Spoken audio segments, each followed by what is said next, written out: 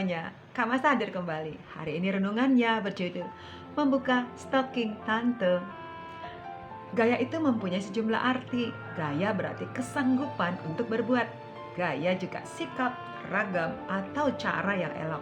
Gaya pun berarti tingkah laku. Bagaimana dengan gaya hidup? Gaya hidup berarti pola tingkah laku sehari-hari seseorang atau suatu kelompok.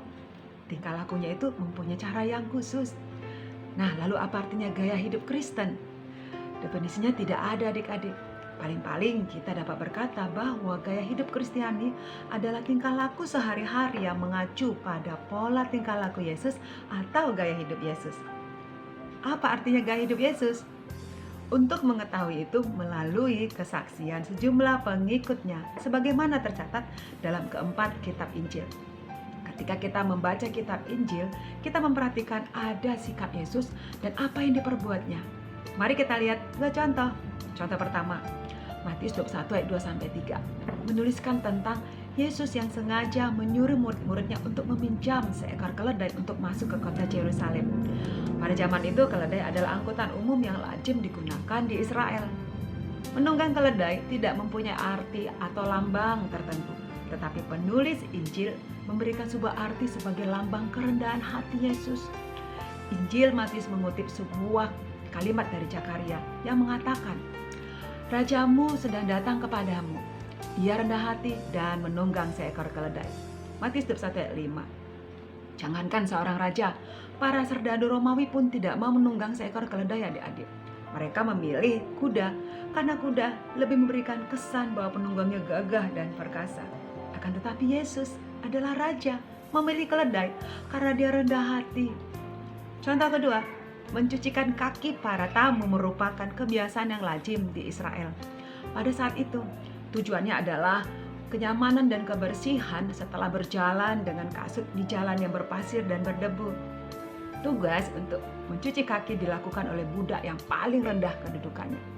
Pada sebuah pertemuan antara Yesus dan para murid, terjadi semacam pertengkaran di antara para murid tentang siapa mereka yang paling utama. Lukas 22 ayat 24. Terjadilah juga pertengkaran di antara murid-murid Yesus, siapakah yang dapat dianggap terbesar di antara mereka.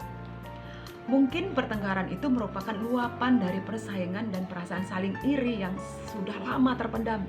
Mungkin juga terpicu karena siapa yang harus membasuh kaki di rumah itu tidak ada budak. Atau mungkin juga gabungan dari kedua penyebab itu. Yang pasti, Yesus langsung bertindak dengan mengambil alih peran mencuci kaki. Lalu bangunlah Yesus dan menanggalkan jubahnya.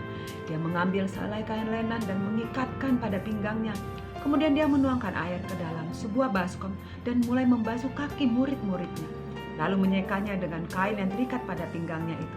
Tertulis di Yohanes 13 ayat 4-5. Kalian pasti bisa membayangkan, para murid merasa malu dan merasa tersindir. Apa yang dilakukan Yesus adalah memberikan suatu teladan kepada para muridnya, supaya mereka juga berbuat sama seperti yang telah diperbuatnya kepada muridnya. Kaitan tema dari kedua cerita tadi adalah gaya hidup rendah hati, adik-adik. Yesus seorang raja menaiki keledai sebagai tunggangannya. Yesus seorang guru yang membasuh kaki para muridnya. Itu adalah gaya hidup rendah hati dalam praktek.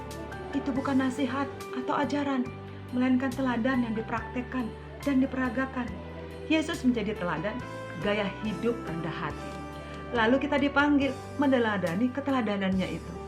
Tapi bukan berarti kita kemana-mana naik keledai ya. Kamu wajib saling membasuh kaki mengandung makna sebagai saling rendah hati. Coba kamu bayangkan jika tante kamu datang dengan memakai stocking dan kamu harus membasuh kakinya. Bagaimana kamu membuka stocking tante kamu itu? Demikian renungan Kak Masta. Kita berdoa. Tuhan Yesus, ajarlah kami meneladani gaya hidupmu yang rendah hati. Amin.